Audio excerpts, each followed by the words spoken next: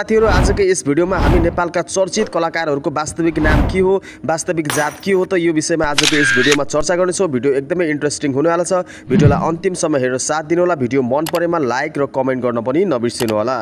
आजको यस भिडियोमा हामीले नम्बर 7 मा राखेका छौं निरुता सिंहलाई। उहाँको जन्म चाहिँ 1942 अगस्त 12 मा दार्जिलिङ इन्डियामा भएको थियो भने उहाँको पहिलो चलचित्र रहेको थियो दक्षिणा, जुन चलचित्रबाट उहाँले नेपाली चलचित्र क्षेत्रमा डेब्यु गर्नु भएको थियो भने उहाँले नेपाली चलचित्र क्षेत्रमा करिब 200 भन्दा बढी सिनेमामा काम गर्नु भएको छ भने उहाँका चर्चित रहेका चलचित्रहरू रहेका छन् दर्पण छाया, अजम्बरी नाता, चाँदनी, दुःख, आफ्नो मान्छे जस्ता थुप्रै चलचित्रहरू रहेका छन् भने अब कुरा गरौँ उहाँको रियल नेम रहेको छ निरुता विश्वकर्मा।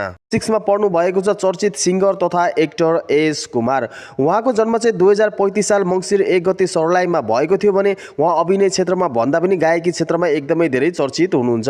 उहाँका हिट रहेका गीतहरू रहेका छन् बिरान यो मन्दिरमा, तिम्रो मन बदलिएछ, मायाको डोली, सुस्तरी सुस्तरी, तिमी छौ र त जस्ता थुप्रै गीतहरू रहेका छन् भने अब कुरा गरौँ उहाँको रियल नेम रहेको छ सुरेश कुमार परियार।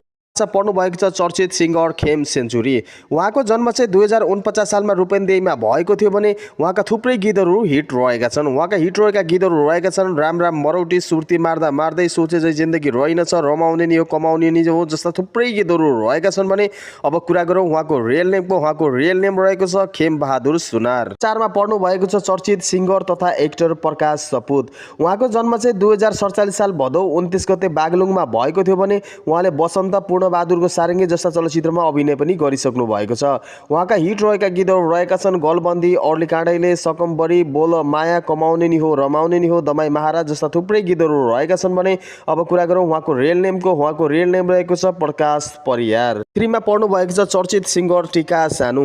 उहाँको जन्म चाहिँ 1993 जुन 8 मा दाङ जिल्लामा भएको थियो भने उहाँले आफ्नो करियर चाहिँ लाइभ दोहोरीदेखि स्टार्ट गर्नु भएको थियो भने अहिले उहाँले अभिनय पनि गर्नु भएको छ थुप्रै सिरियलहरूमा।